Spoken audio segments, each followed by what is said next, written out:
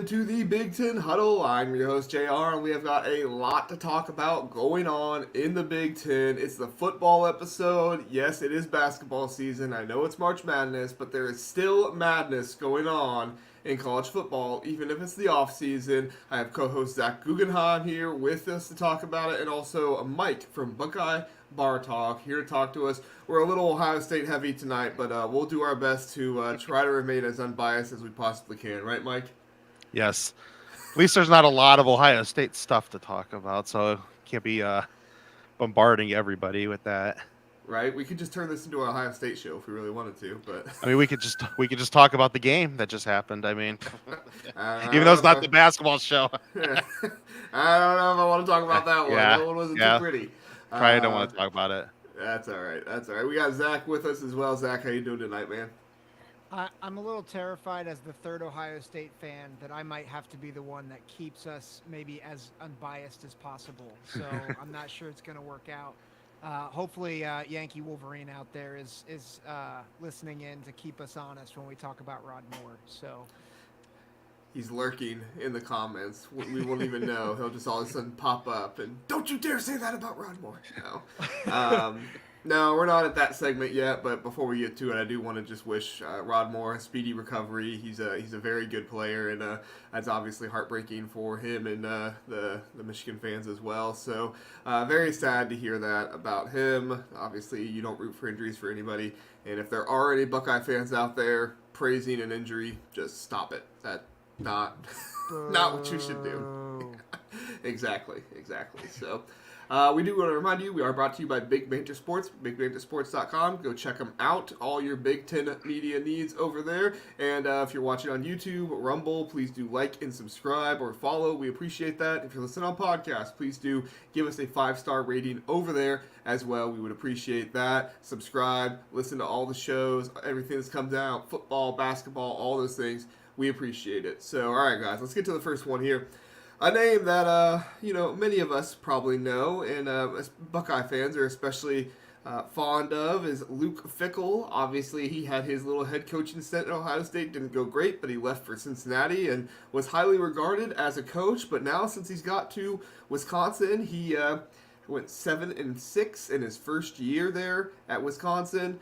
Bit underwhelming. I know some people are kind of questioning his ability there now, but Luke Fickell is making some changes, specifically in his coaching staff. He has hired a number of names that people would know. One of them being Alex Grinch, who he has made co-defensive coordinator. I don't think that I support that one as much, but we'll get the guys' opinions here on it in just a minute. EJ Whitlow is also added to the staff as a defensive line coach to replace the Michigan defensive line coach Greg Scruggs. Well, he's no longer with Michigan now that what's going on there. And then offensive line coach AJ Blazek, I think that's how you pronounce it. He comes over from Vanderbilt. And Kenny Guyton is now the new wide receiver coach. Kenny Guyton, another name Buckeye fans will know. He is coming over from Arkansas. There was speculation that Mike Vrabel might come onto the staff at one point, maybe be an analyst or something like that, but he has accepted a position with the Browns, so Wisconsin will not have Mike Vrabel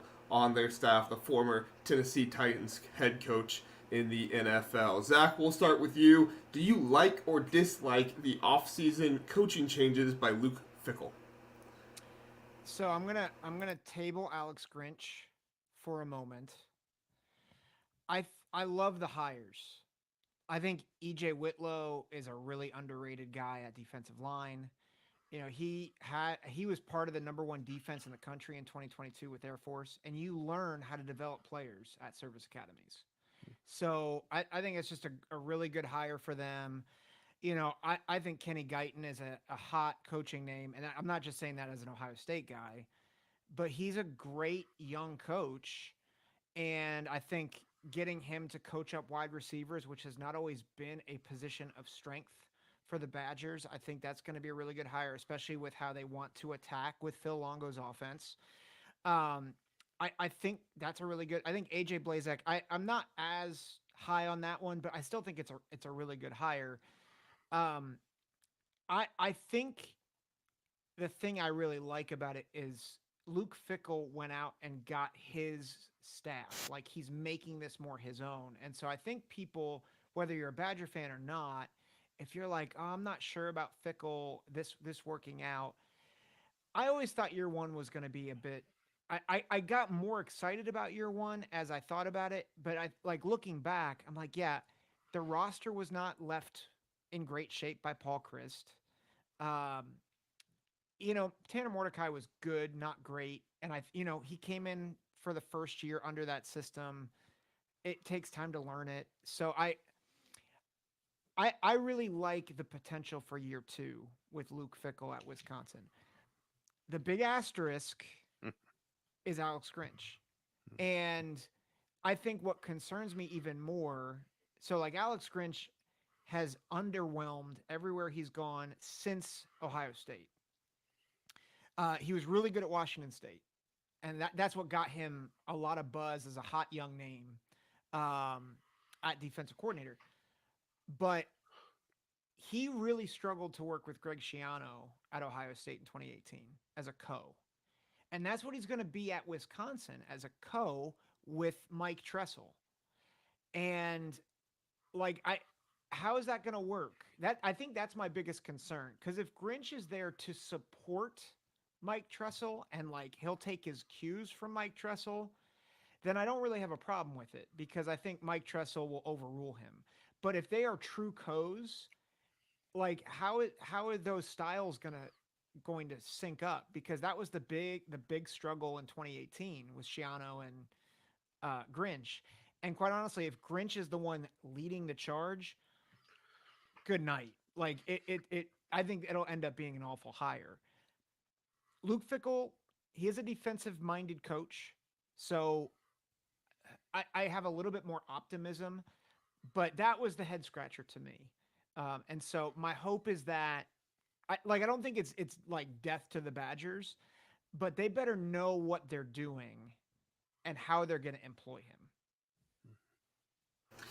Yeah, I think you have to obviously consider Alex Grinch as probably the weakest of the hires, right? It's kind of perplexing, and I know I've talked to some Wisconsin fans that aren't exactly too happy with the hire either. The thing that I would say with it, just looking at the coaching staff online, is that it's one of those situations where yes, Alex Grinch is noted as the safeties / co-defensive coordinator. However, Mike Tressel is just defensive coordinator all on its own. There is nothing noted there with co or anything like that. So the way I look at it, like I hear your concerns, Zach, and I totally agree with you. But typically when somebody has that co and the other one doesn't, it's almost like we just gave this to you to make you feel better, or we gave this to you to give you a nice little promotion or something like that. And, Alex Grinch could very possibly have just put in his, interview like, hey, I want to be more than just safeties or something like that because I have experience. Now, question the experience, but, Yeah. experience nonetheless. Well, and that makes me feel a little bit better about it Right. because that like I think like Mike Tressel is a proven guy, and I think if he's the one leading, he can actually help groom Alex Grinch to be a better defensive coordinator in an actually good league. Yeah, I agree. Mike, your thoughts? First off, I did look up. I wasn't too familiar with both Whitlow and Blazek, before tonight. So I did do some like reading up on them. I definitely, similar to what Zach was saying, I do really like the Whitlow hire. I think he's a very good defensive line coach, up and coming coach. I do like the kind of what Air Force looked like the last couple years on defense. So I think he is a pretty good addition to the staff. With Blazek, the thing I like about him is that, I mean, he's obviously, he played for Iowa, I mean, a long time ago, but so he's from the Big Ten. He has familiarity with the Big Ten. He's also coached in big conferences. I mean, he's coached with Rutgers in the Big Ten. He's coached at Vanderbilt in the SEC. I don't necessarily hold, anything that maybe he did or didn't do at those two places against him, because it is Rutgers and Vanderbilt, and they're kind of the doormats of both leagues. So, I don't think that necessarily, hurts him in any way. So I do like him. I think he brings that knowledge of big leagues. Plus, he was at North Dakota State and in FCS. They've been one of the powerhouses over the last several years. So I do like that. He's well seasoned as a coach, been around the block a few times. So I think it's a good hire. I think he will fit in well up in Wisconsin. And he's going to get really good offensive linemen up there. I mean, that's no doubt, about that. With Guyton, I have, you know, I've several times, on our show have talked about, before it was kind of decided that, Ryan Day was going to bring in like a more experienced offensive play caller. Like I always kind of assumed that, probably is like about halfway through the year that Brian Hartline would get the full promotion and eventually get the play calling duties. And I wanted to move on from Corey Dennis. And so I was always about, I mean, I said this a gazillion times on our show, Kenny Guyton is sitting out there, bring him in as the quarterback's coach. And, he's been at Houston, he's at Arkansas now. And so I think that's a home run hire for Luke Fickell. I really like Kenny. He's very intelligent. He's well spoken. He obviously knows what he's talking about. I think he interacts very well with athletes. So I think he's going to be really good recruiting. So I definitely think that's a good hire. My question marks are definitely on Grinch, and it's not just Ohio State. I mean, he was not good at Ohio State. I mean, that's not even the put it easy on him. I mean, he wasn't good at USC neither, and it was like he never learned. I mean, in Oklahoma, they were all right. I mean, maybe a little bit better the year after he left Ohio State, but they kind of started slowly going downhill too. I have not liked him the last couple of years at USC. And honestly, I know could be more back end secondary. I've never liked any of his secondaries really since he's been around. So I don't know. I get it. Luke's a defensive minded coach, and and Tressel obviously has been around for a while, and the Fickells, Luke, and the Tressel family are know each other very well. So I think that obviously Mike Tressel, it's going to be his defense. I just think that they might have maybe found a better safeties coach that's an up and coming safeties coach that was not Alex Grinch. I just think that was a little bit of a reach, but I'll give it the benefit of the doubt now, and say that since Luke's a defensive minded coach, and I do think Mike Tressel knows what he's doing, that I will say that I'm withholding judgment on it. Yeah, I think when you look at Alex Grinch with USC, and I meant to say this before when I was talking about him, but I almost wonder how much of that situation, and I'm not trying to make a cop out for him, I'm not trying to say that he's a good defensive coordinator. Don't hear me out on that, or don't hear me say that. But hear me out for a minute. How much of that is possibly more on Lincoln Riley's offense and the way that he runs things, kind of run and gun, puts a lot more pressure on the defense than it possibly was with, than it was just with Alex Grinch on defense. Again, not giving excuses to Alex Grinch. I'm not saying he's good, and I'm not saying it's all Lincoln Riley's fault. But at a certain point, could that have just been a marriage that lasted too long between the two of them? No, I could see that. And I do have comments on Lincoln Riley. We'll get to those in the coaching rankings. So I mean, not been overly impressed with him neither at different times. So, but we will save those for later in the show. Yes, yeah, for sure. My only thought on that, Jr. Uh-huh. is where's his development in the players, Mm-hmm. and I think that's what's really lacked. Like if you look at the draft, think of all the USC defensive players that transferred out like this past year, and there's a lot of big name guys, but they weren't getting a lot of playing time, and so that would be my red flag there. I am curious though that he's just going back and he's primarily going to be safeties. I wonder if that will actually help him focus because he did do well at Washington State. So I do think there is some merit to his body of work before Ohio State in 2018.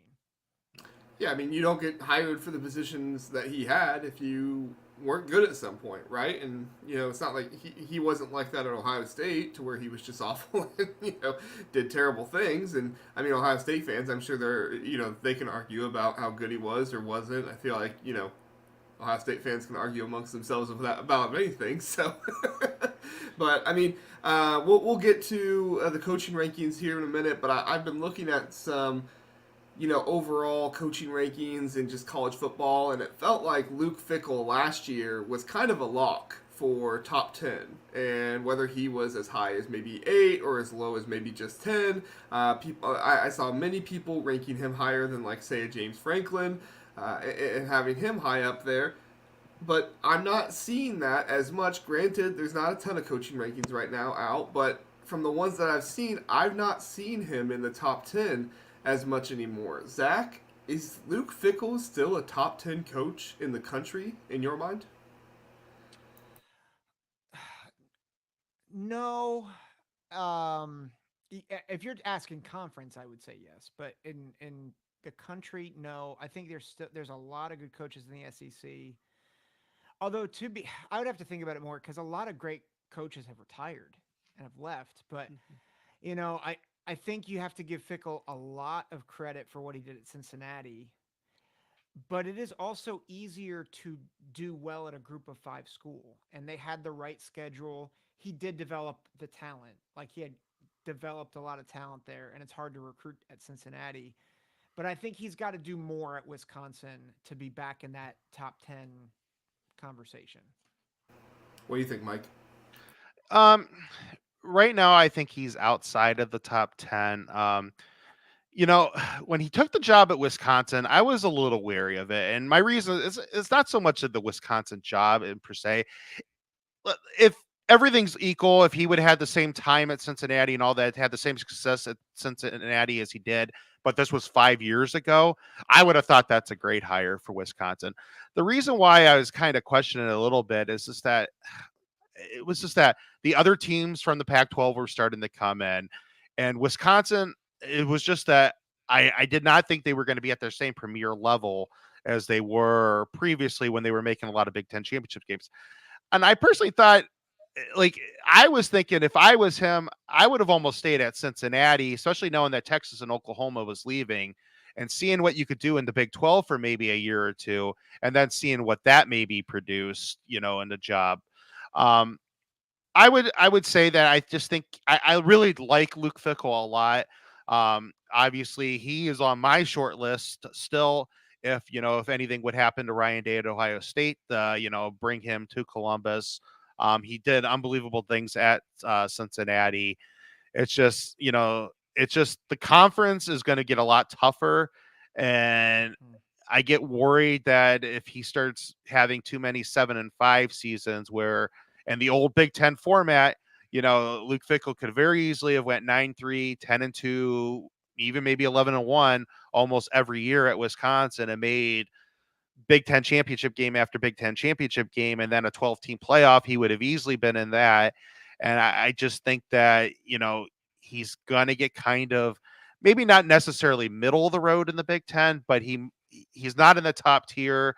And I think he's probably right now the Wisconsin's on the lower half of that second tier. And I think that's, again, I like him a lot. I just think that, kind of the cards that got dealt with the conference moving around and stuff kind of put him in a tough position. Yeah, for sure. I do want to give some credit to Fickle just because of what he had to deal with last year in terms of the injuries, and I realize that some of this is also just my Ohio State, rubbing off on it. If I had to try and be as objective as I possibly could, I probably would also say that he's right outside of the top 10 there, and agree with you guys. But I could field an argument to make him top 10. Not saying I would believe it, but I could at least field an argument Yeah. to His put him body there. of work, his body of work is at Cincinnati is very good, and I think that Yes. should hold a lot of weight. Yes. And he's not gonna be a tough beat for anybody. I mean, I know in how he coaches and stuff like that. He's gonna be one of those teams where I think they're gonna really he's going to really challenge teams at different times, and he's going to knock some teams off at different points and stuff like that. I definitely have confidence in that. I think he's kind of in that spot where he's not going to be an easy out for anybody, but like I said, I just think that with the new cards being dealt into the conference, I think it is a little tougher. Yeah, for sure. I agree. Let's move on to the next one here. Rod Moore. Before we do talk about him, I do want to remind you, please do like the video. I see that we have about 11 people in YouTube right now and only 2 likes. So like the video. Help us out. We appreciate it. We have Ohio State fans here commenting. We have Purdue fans here. I don't know if we have any other fans, but yes, Luke Fickell is him. Yes, Purdue's a blue blood. And yes, I hate Georgia too. So... all kinds here with us. Preach. So, next we'll talk about the team that most of the Buckeye fans, I should say all Buckeye fans, very much dislike, but we'll try to be as objective as possible.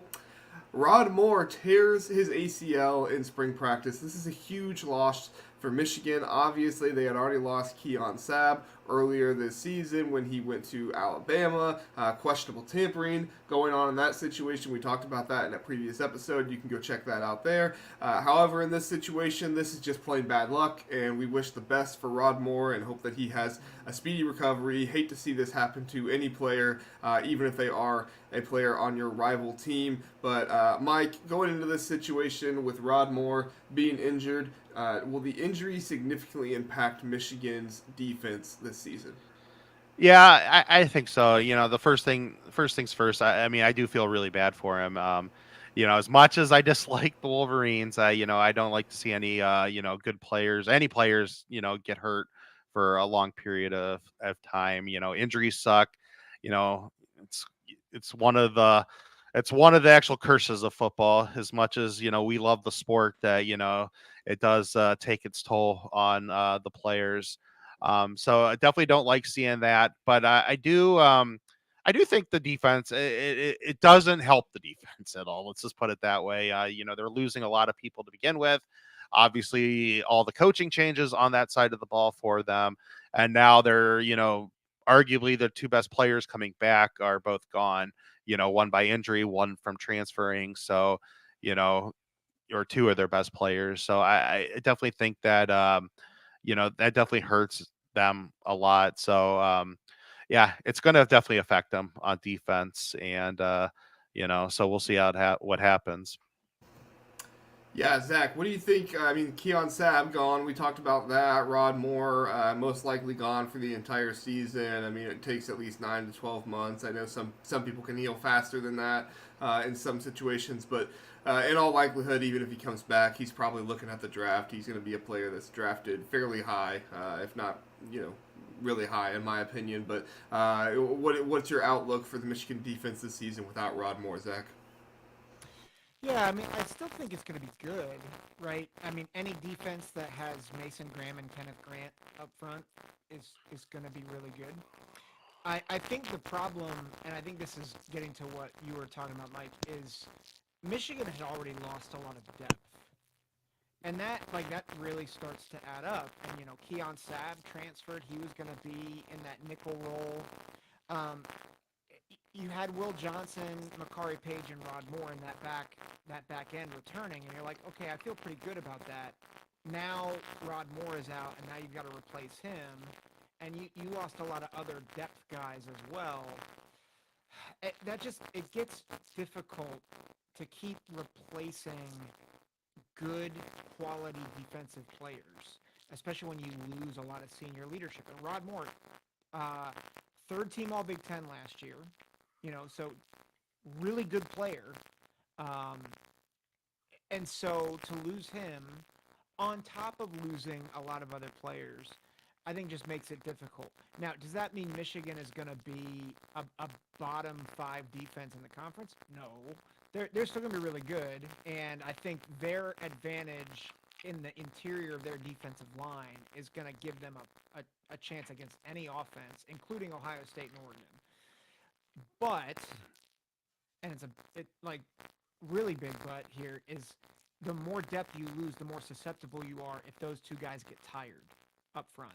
And I think that's where I get concerned is like I think they've got good guys coming in at linebacker. Barham comes in and Hausman comes in. Like they've got guys that can play. It's just the more depth you lose, the more susceptible you become, particularly to high-powered offenses like Ohio State and Oregon and USC. Mm-hmm. Yeah, exactly, and that's a situation that nobody on the Michigan team wants to even get into because it's the Michigan defense that really leads them. I mean, obviously J.J. McCarthy and Blake Corum, that offensive line, but at least when I think of last season, I think of the Michigan defense first and foremost. That's the portion of it that I think of that really led that team more than anybody else. I mean, you can throw out all those statistics. What was it like? 10 games before a team got inside the 10-yard line or something like that against them. So for them, it is a problem. And while I do think that their defensive line is going to be able to hold their own with Kenneth Grant, Mason Graham, and Will Johnson is going to be very good out there, you need those supplemental pieces as well. So we're really going to be able to test Michigan's their depth and their development, not just with the current starters, but also the younger guys out there as well. Mike, we'll go back to you here. What should be realistic expectations for Michigan's defense in 2024 without Sab, without Moore? Obviously, they were a top 3 defense last year. Should they expect that again? Top 10, top 20? What's your thoughts, Mike? Right now, I think they're probably, I'm going to say top 20 until I see a little bit more, just based on what they're losing and on their defensive coaches that they've left. I still think they're going to be a good defense. I think just the big issue this year for them is going to be, I think they're going to just need to expect a little bit more out of their offense because, they're even though their offense was good last year, that defense was just, I mean, you could barely move on it, and only outside of, really Ohio State at spots and maybe Washington a little bit, nobody was able to move on them all year. I mean, including Alabama. So I think that is definitely going to take a step back. So you need to fill that void somewhere. So I think the offense is really going to have to, maybe step up a little bit. Not saying that they were a bad offense last year, but just saying that they weren't the ones that were expected to be the lights out and stuff like that. And obviously that always helps you out. And their defense put that offense in a lot of great positions last year. And that just might be a little different this year. So we'll see how that goes. Yeah, for sure. I mean, there were so many things about what Michigan did with their defensive scheme that helped their offense with field position and so many other things and allowed them to run the ball the way that they did. So, they didn't have to be throwing bombs deep every game. Could they throw bombs deep? Sure, of course they did. They did that, in the auto conference a bunch. But they didn't have to, was the big point there. So, Zach, realistic expectations for the Michigan defense in 2024 without Sab or Moore? Well, before I get to that, how's the sound? I got some feedback that I'm No, it's terrible. Xbox Connect. It's bad. It's terrible. All right, let's I don't know what's going on. Let me see if I can refresh. Okay.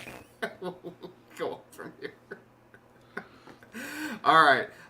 Let's go to the next part here, Mike. We'll talk about Pat Chun to Washington. Washington hires Pat Chun away from Washington State. He is the new AD over at Washington. He spent his first 15 years of his admin career in the Big Ten, so now he is coming back to be an administrator in the Big Ten, this time with new Big Ten member Washington. Obviously, people probably are aware of the story of Trev Alberts leaving Nebraska hiring the old Washington AD who was there for a cup of tea in 5 months or something like that. And then now hiring Pat Chun away from Washington State. What are your thoughts on this hire, Mike? I do think Pat Chun is a good hire for them. Washington State. I didn't think he was gonna stay. Are you hearing that echo? A little bit. Yeah, it's just messing me up. All right. So, hold on, maybe. Okay, I think maybe that fixed it a little bit. It might have been on my end. One of my connections were coming out. Sorry about that. I do think he was a good hire for them. I I did not. I mean, obviously, you thought he was definitely mentioned with the Ohio State job. Before Bjork was hired, he spent a long time at Ohio State under Gene Smith. So I think that he was definitely he's a good hire. I think that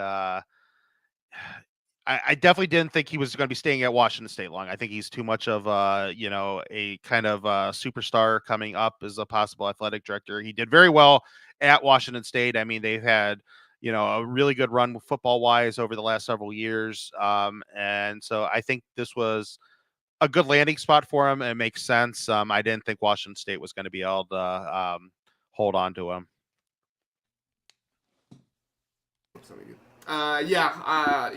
When you do well enough, you're going to get hired by somebody bigger. And unfortunately for Washington State, they are just the bigger program right now. Or Washington State, Washington is just a bigger program right now, going to the Big Ten and the Pac-12, obviously having their issues, now becoming the Pac-2. I know that, they're trying their best to salvage that conference, and they just might, but the teams that you bring in to the Pac-12, you're not going to be able to bring in, another USC or another Oregon or another Washington in these situations. And so I feel like unless Washington State goes to the Big 12 or they find themselves somehow in the Big 10, I don't see a situation to where they're going to be able to contend and hold on to administrators that places like the Big Ten want, quite frankly. So, Zach, are you back with us? How you sounding? We're gonna try this. You sound great. Okay, I think what happened. I don't have an Xbox Connect, much to the chagrin of Zach Eady and his sushi stealing. But I think my AirPods got mixed up with the mic. And so I think you were hearing me through my AirPods and not the mic. So okay. So I'm really sorry about that, guys. But yeah, so your question is about Pat Chun. Sorry, I'm trying to get different headphones. You're good. Yeah, just about Pat Chun. Do you like the hire? Oh, it's home run. I mean, I think, I mean, it's a home run hire. Yeah, I mean, this is somebody that Ohio State wanted, right? I mean, if Ohio State wasn't going to hire Ross Bjork, this is somebody that was, in all likelihood, going to be somebody that they were going to take a serious look at. Jared Jones, he says it himself, Pat Chun is a great hire for Washington. So there, another Ohio State opinion, if you didn't have enough already. So, now, I do want to address this because we talked about it in a previous episode, Zach, and Mike, I don't think you were on that one, but in a previous episode, Washington has a problem with hiring good coaches and hiring good administrators and then losing those guys. Mm-hmm. Obviously, in this situation, they've hired a very good administrator in Pat Chun, in my opinion, but at the end of the day, it is a trouble for them because they hired an administrator literally 6 months ago, and he was just hired away by another Big Ten team. They hired a very good coach 3 years ago in Caleb DeBoer, and he was just hired away by a very good SEC team. So, I mean, I don't know if we can figure out all the issues and fix them here for Washington, but Mike, in your mind, I mean, is there anything Washington can do to stop losing these coaches and these administrators and stop playing catch up to the other teams? Because at this point, how can Washington build a program when they just keep losing coaches and coaches and administrators to these other schools that I guess are just able to pay more? Yeah.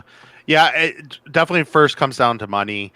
I think if they address that, it would help some. I mean, their brother's school to the south, Oregon. I mean, they don't have as much issues with this, but Washington also doesn't have a Phil Knight. So I think that, but Washington's a very respectable university. So, and I know with all that tech money that's up there in the Seattle area, there's got to be some alumni that, I mean, help the team out a little bit, throw some moolah towards the athletic department's way to keep some of these guys long term. I mean, at first it comes down to money. You're going to be able to keep these guys, and then obviously you got to develop kind of after that. You got to develop what Oregon, has developed over a long period now, over several coaches. That because I think I think that they just need they just need to be consistent. If they're a consistently winning team and they had the money to back up the program, I don't think they would have problems with it. I think that, they would easily be able to find, a good coach up there. I mean, it's not necessarily, California talent or Ohio talent or Texas talent. When you think about the upper Northwest, their recruiting base, but, I mean, Ohio State right now, you think about, JT Tuamola and Emeka, so I mean, we've literally taken two kids out of their backyard, a 5-star kid. So I mean, it's not like they don't have people up there, players and stuff like that. They have to make, the program just has to get more consistent, and money helps with that. Indeed it does. Indeed it does. Zach, your opinion. I think the other part of this, I agree, Mike. I think money is certainly a huge part of it. I think there's also just the reality that Washington has to show that they can be a perennial contender. Mm-hmm. So I think a lot of people look at the past couple of years with Kalen DeBoer and they're like, "Oh, that's who Washington is." But and this is what we talked about in the Washington preview several weeks back, is Washington is not Oregon.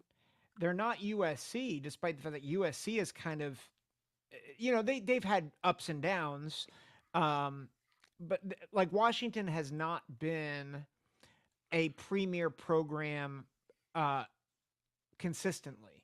They have the two playoff bids in the 4-team world, but really, they needed the right guy, the right coach, and I think that's part of the problem. Now, Washington now does have the fact that they are in the Big Ten going in their favor, which is, I think, that's a big part of this story, too, is that he moves from Washington State to their rival Washington.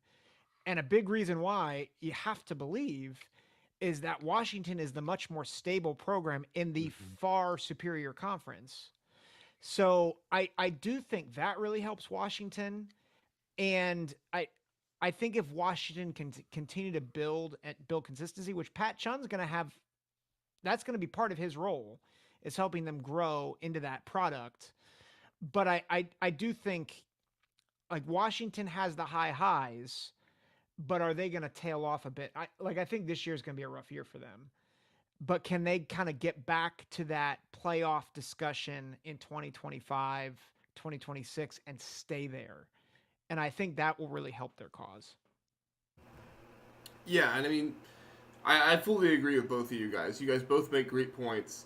The biggest point for me is, like, what do teams do to keep guys around? Obviously, money. Obviously, like what you guys were talking about, yes. But at the same time, like, hire guys who are going to stick around. Pat Chun stuck around Washington State for a good amount of time, so I'm glad that they did that. However, they hired Jed Fish, who doesn't stick around anywhere, and I get it. They were kind of stuck in a situation where they had to hire somebody, and it wasn't like they had the most options ever because of when Kalen DeBoer left. But at the end of the day, like, I don't know how you're going to keep coaches around when you hire coaches who've never been anywhere for longer than 3 years.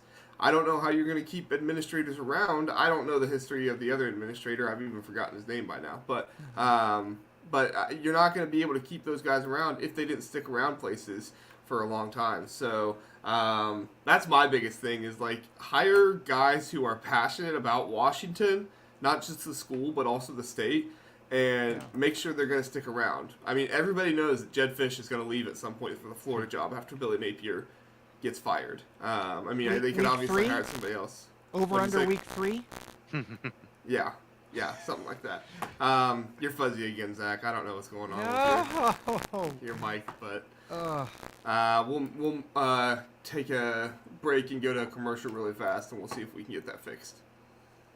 Looking to rep your alma mater or your favorite team in style? Look no further than Home Field. Home Field, based in Indianapolis, is your go-to destination for premium collegiate apparel. With a passion for comfort and a flair for vintage design, Home Field brings you officially licensed gear that is cozy as it is stylish. With over 150 colleges to choose from, Home Field digs deep into the archives, uncovering forgotten logos, iconic mascots, and legendary moments to create apparel that is truly one of a kind. Head on over to homefieldapparel.com. Use my code TBTH for 15% off for new customers, or use my link in the description. If you're a serious call. All right. Spring games. Okay, Mike. There we go. There's Zach back with us again.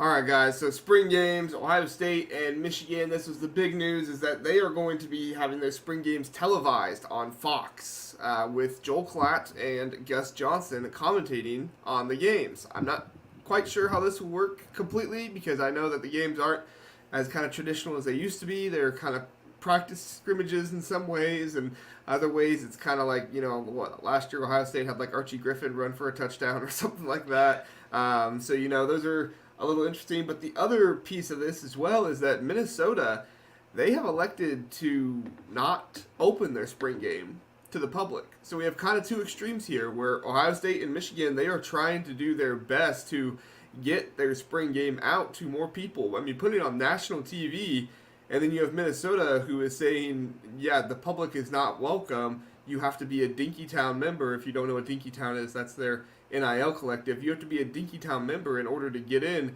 and watch the spring game. Zach, I see you're shaking your head. I mean, what is going on with this amount of the major extremes in the Big Ten schools doing different things with their spring game? Do you like it? Do you dislike it? What are your thoughts, Zach?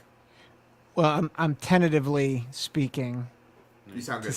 You're good right now. All right, good, because I can blast PJ Fleck. What the heck are you doing? Like, what are you? The quote in the article that we read is, "I want to keep things inside the best I possibly can keep things inside with the way college football is changing." I don't know if that's like a subtle shot at Michigan or not, but I'm like, I don't know who's taking things from Minnesota right now. Mm-hmm. Like, I think I already am not a fan of PJ Fleck, which we're gonna get to in the coaching rankings. I'm very heated about a coach that is criminally underrated that we're going to talk about. PJ Fleck, like, I don't understand what you're doing. Versus Ohio State and Michigan, I love that they're going on Fox with, I think, the best announced crew in the country, because they're going to get more views, more ratings, more publicity, which, you want to talk about the sport changing. Yeah, it's changing to get more eyeballs on the product so you can get more money and more NIL. Can we get somebody to upgrade the name Dinkytown? What is this? Okay, I'm off my soapbox. That's it. When I was reading the article, because they mentioned Dinkytown twice, but they don't say that it's the NIL collective till the second time they mention it. And at first, I'm like reading, I'm like, what the hell is Dinkytown? Like, what the, like, and yeah, no, I agree with you. Like, I don't know if it was some sort of like, is it like a weird like trying to be secretive ploy that if one of my players balls out at spring practice, there's not going to be all these teams trying to con him to going into the transfer portal or whatever. Like, I don't know what's going on there. I thought that was stupid. I mean, I'm always one of those guys. I geek out when, Ohio State spring game is on BTN. I watch it every year, and Ohio State, it's great for them. It's going to be great for Michigan. Unless it's like an awful, awful weather day, Ohio State always gets a humongous crowd for this game. They're already always at minimum 80,000 people. There's a lot of times they've went well over 90,000 people, in that stadium. They give money away to charity. They really do it up right down there. So I definitely like that they're going to be on Fox, and I could definitely see if Gus and Joel come in with the mindset that it's just a spring game. I really like them as an announcing crew. They're going to have fun with it. And, so like, and I'm sure they'll have fun at Michigan too. And so I think that's great. And you want to get your big brands on the TV. And I know Minnesota would have just been, BTN or whatever, but like, it's still like, I don't get it. Like, I'm sorry. I don't get like their philosophy behind this. Um, maybe like I don't even know how much money are they going to be selling to get people to go in for their NII collective. Is there a lot of, people up there in Minnesota that wants to throw down, whatever type of money to, I don't know. Like, so no, I definitely agree with Zach on that. Yeah, I mean it's interesting. I believe that colleges do need and like athletic programs do need to start be thinking more about their stuff like the spring game and things like that to try and make money for their collectives. Do I think that PJ Fleck is going about it the right way? I don't. I don't think so. I don't think this is the way you want to do it. To me, the best way that people could support the NIL collective is something like what Michigan did when they had their like national championship celebration or whatever, and like all the proceeds went to, or proceeds or tickets or whatever it was, all of those went to the NIL collective. Like that's the way to do it. And here I am giving a compliment to Michigan, but I don't think the spring game is the thing you want to play with or you want to mess with. Or, I've seen other NIL collectives do like raffles and stuff like that at like the basketball games. And I mean, those are the kind of things like I get having exclusive rights for your members and people who donate. But the spring game is such a thing that creates so much excitement for your fan base at a time when they don't have football that I feel like that's just going too far. I can appreciate that, PJ Fleck is trying to do something different, but at the end of the day, like I can't see I can't see it working long term. Well, and to that point, Zach, you're really. Oh gosh, I think I'm just all right. I don't know if there's a way to fix that, dude. I'm sorry. Yeah, Mike, just going off what you just said. Yeah, like, I mean, you think about it, and I get it. Minnesota's not going to get as many people if they did have an open public spring game. They're not going to get as many people as Ohio State would come to their game. But like, you think about Ohio State, they could go $10 a ticket and say 5 of it's going to the collective, 5 of it's going to the charity, and you get a lot of money generated. I think Minnesota could do something similar like that. And I get it with it being in Minneapolis and they have that outdoor stadium. I don't know. Maybe they could ask the Vikings if they could use their stadium if you're worried about bad weather or whatever. But get people. I mean, spring game for college football in this country, it's so much. And I get it. It's not like it doesn't go right into the season, but it helps you get hype going into the season, man. It's kind of like the spring training of college football, and you can really build up a lot of goodwill with your fan base. And PJ Fleck's had some good teams there, man. Like, I mean, I think he's a little overrated as a coach at times, but I do think he's had some good teams up there. Like, he could generate some buzz for the program. And so I get it that they want to try a couple different things. And I think there's ways to try some stuff, but like, you need to try to create as much buzz for the program as you can. Yeah, totally agree. I mean, at the end of the day, like, I can see additional pieces and stuff like that. Like, I know Ohio State, they did like a podcast for Ryan Day. I don't know how well that was done. I never actually subscribed to it, but those are the kind of things that like makes you feel like you have insider content and stuff like that could be a part of it. So Zach is back with us again. We'll go ahead and move on to the coaching rankings here. And we'll get Zach's thoughts first on them. We're going to move ourselves over here. There we go. If you're watching on YouTube, you can see this coaching rankings here. I'll go ahead and read them just so that way, if you're listening on podcast, you know them. But it is Ryan Day at 1, Lincoln Riley 2, Dan Lanning at 3, James Franklin at 4, Kirk Ferentz at 5, Luke Fickell at 6, Matt Rule 7, Jonathan Smith 8, Sharon Moore 9, Jed Fish 10, Brett Bielema 11, Kirk Scanetti 12, PJ Fleck 13, Mike Loxley 14, Greg Schiano 15, David Braun 16, Ryan Walters 17, and Deshaun Foster 18.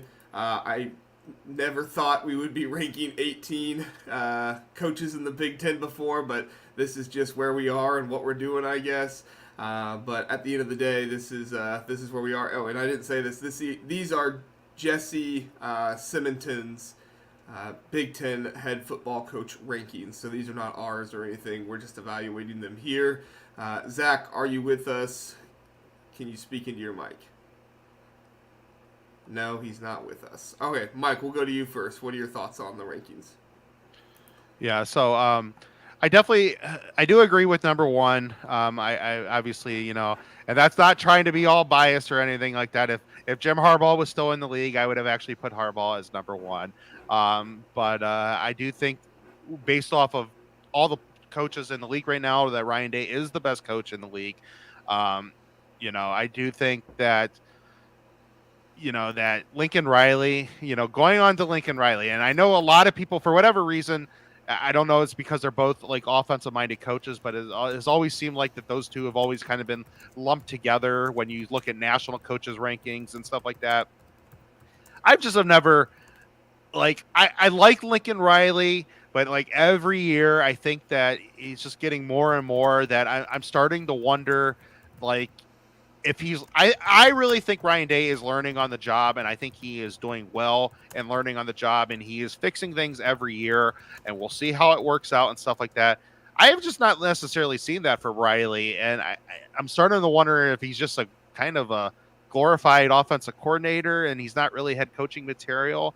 I would have put Lanning in front of him, and I know that, Lincoln has been to a couple playoffs and stuff when he was at Oklahoma. I just think Dan Lanning's he's just a much better head coach, I think. And I think he's really got Oregon to the point that I think they are a formidable team. And I think that, that is the one team out West that could really mix it up and play with a lot of the more powerhouse teams in, the middle of the country and stuff like that.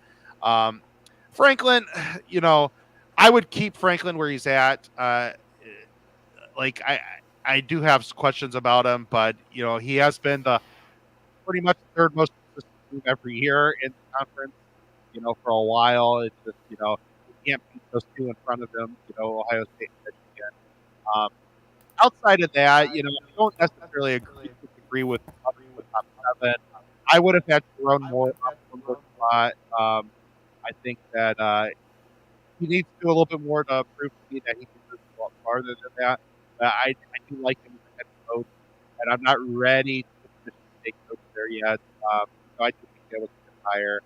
And on the bottom half, there's not much disagreement. I have a lot of those guys. I mean, I think they're all kind of. I think I would have feel him up maybe a spot or two more. I do think he's a really good coach, and I think he's done pretty well in Illinois. I've proved himself, around the country. But besides that, I think I'm pretty okay. I can maybe move a first here or there, up or down, but I think the bottom half is probably pretty good. I caught some of that, Mike. I don't I don't know what is going on with the audio tonight. Oh. Can you guys hear me okay? Yeah, I hear you now. Okay. Yeah, I caught the Brett Bielema there and a few other pieces there. Zach, can we hear you? Not my equipment is malfunctioning tonight, so I don't know what's going on. Okay. But so, can you guys hear me all right on the? Okay, I hear you good. Okay. Oh man, it's just one of those days. I'm sorry, guys. And I didn't catch a lot of what you shared, Mike. So I'll make my thought quick. I just thought Greg Schiano is criminally underrated on this list. That was like my main takeaway. I feel like his track record with like a program that has been a perennial bottom feeder and what he's been able to build it to. I just think 15 is too low. So that was my main thought. Probably my only other thought is I think we often think James Franklin is overrated, but like I think he's actually like he's pretty good, and we just give him a lot of junk for not beating Ohio State and Michigan, but they've been playoff teams the past 5 years. So, and that's actually what I said too. That I said that I think that he's pretty good at where he's at. I think that I definitely would have the three guys in front of him. So like my top three would have been Day, Lanning, and Riley, and then Franklin. And I'm pretty good with that. I do, thinking about it, I do agree with Zach that I would move. Again, I don't think I would move him out of just because I think the top 9, you know, is a pretty good spot for everybody they have. I might move. I like I said, I would move more up a spot. I might move, the new Michigan State coach down a spot or two, but I probably would move maybe Shiano up a few spots to maybe 10. I do think he has done it actually in a pretty, really incredible job at Rutgers considering everything, the program is, over the years. So, definitely have to respect him for that one. Yeah, I've always felt like Brett Bielema was a little bit underrated. He did really well at Wisconsin, and I think some people forget that. Granted, some of that was when Ohio State was under their sanctions and things like that, but overall, he helped build that Wisconsin program higher and higher, and one of the reasons he left is he didn't feel like he had enough support from the program to get him enough money for assistant coaches and things like that, and that's what he wanted. So that's unfortunate. I struggle with Sharon Moore the most, number 9, right? He did a very good job filling in for Jim Harbaugh for 4 games last year, but at the same time, like, Jim Harbaugh was also in the building with them during the week. So I can't really argue Sharon Moore any lower than 9th. I think 9th is probably the lowest you can put him. But like, if somebody told me they put Sharon Moore like in the top 3, I wouldn't necessarily agree, but I could see where they're coming from at the same time. So it's one of those situations where, like, every Ohio State fan is going to say born on third base and stuff like that because that's what the Michigan fans say about Ryan Day, and I get that, and that's a whole toxic conversation that I don't even get into because it's blown up to not even what it was, originally about. But at the end of the day, like, Sharon Moore will have every opportunity in the world this season to go out and show that he didn't need Jim Harbaugh and that he could be a top coach in the Big Ten. And if he comes out and he wins the Big Ten, he's going to be the number 1 coach on the list. What do you think, Zach? Gonna go for it this time. Let's see. I think Sharon Moore. It's hard to rank someone that high with what 3-0, 4-0. Mm-hmm. And I totally agree. If he goes out and proves it again this year, then he's absolutely a top 5 coach in the league. But I think that was part of my issue with a lot of this list. Quite honestly, I think there's a lot of projection. Like, I think Dan Lanning has had a really good start, but he's only been the coach for 2 years. I think it's why David Braun is so low on this list, despite being coach of the year last year, which I think is fair. 1 year does not make you a head coach. That's why I think, Mike, you mentioned Brett Bielema being a really good coach and maybe being a little underrated. I think Jed Fish is too high. Like, I could keep going, but I really agree with your Sharon Moore take. I think it's hard to justify him being that high without much of a body of work. Yeah. I think what maybe I'm with Sharon Moore is that maybe it's a little bit with me, the Ryan Day bias. Kind of the last time we saw this was when Ryan Day was, he won his first 3 games in 2018, and then went on to be what he's been at Ohio State. So maybe that is coloring my vision a little bit. Why I think that I like where Sharon Moore is at.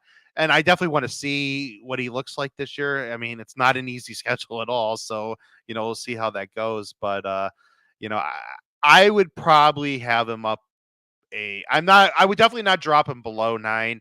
I think I would maybe have him up a spot though. Yeah, I think you're right. I do want to get back to what Zach said about Greg Schiano as well, because I think that's another piece here that, like, people who don't follow the Big Ten, they just look at Rutgers and say, oh, terrible program, terrible coach, and yeah, we'll put them, somewhere bottom four in the Big 10 And it's like, no, Greg Schiano is the greatest coach in Rutgers football history.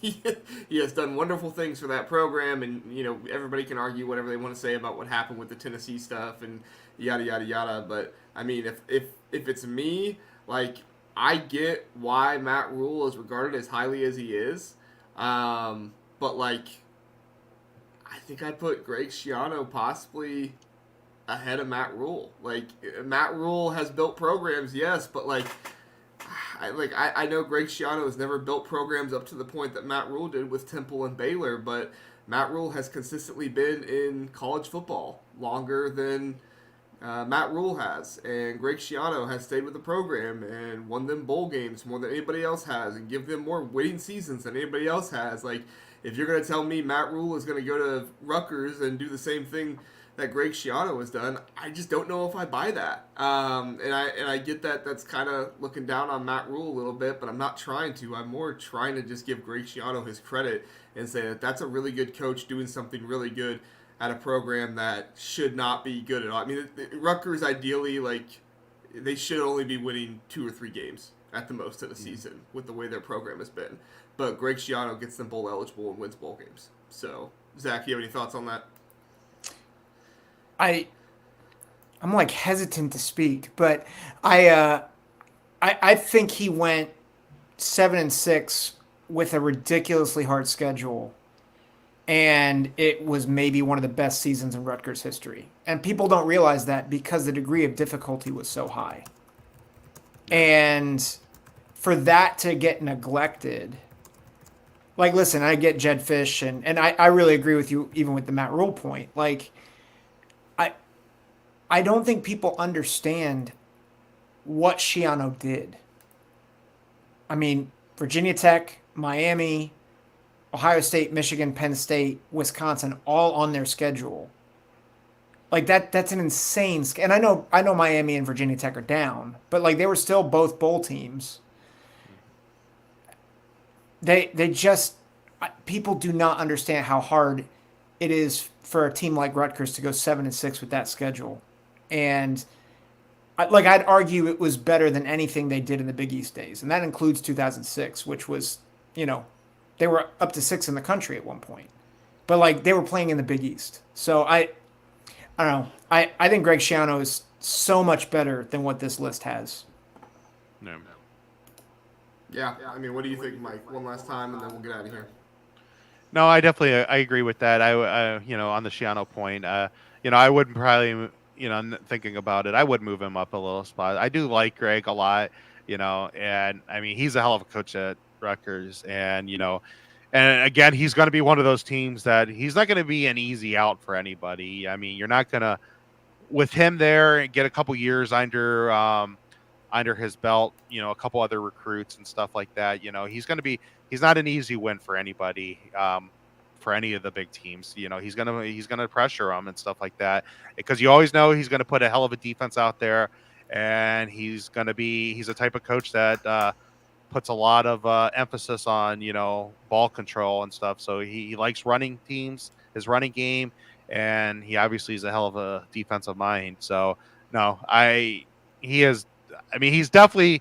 I would have probably moved, if I'm thinking about it, right now, I would have him and Bielema. I would have put a bit above Fish. That guy's gonna have to prove it to me at Washington. I'm sorry.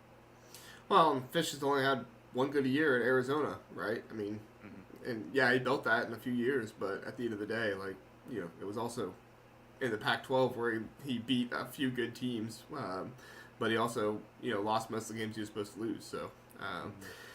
Yeah, I don't know. We'll see where we go. I do think that, Jesse's missing a few things in his rankings, but it is what it is. So we're going to get out of here, guys. Thank you so much for listening. Mike, why don't you tell people where they can find Buckeye Bar Talk at? You can find us on YouTube at Buckeye Bar Talk. We're also on all the podcatchers, Apple, Spotify, and everyone else. And check us out on X, Buckeye Bar Talk. Doing some obviously a lot of spring football right now, but we're also been talking lately. We've been going through over, going back to the mid '90s because that's kind of when we started watching Ohio State football religiously. Who's the best Ohio State team non-national championship? So 2002, 2014 are thrown out. And kind of going through a little playoff bracket of our own in homage to March Madness. So that's kind of what's been going on with us. Very cool. All right. Thank you so much, Mike, for being here. Thank you, Zach. Appreciate it, guys. Thank you, everybody, for listening. Have a good night.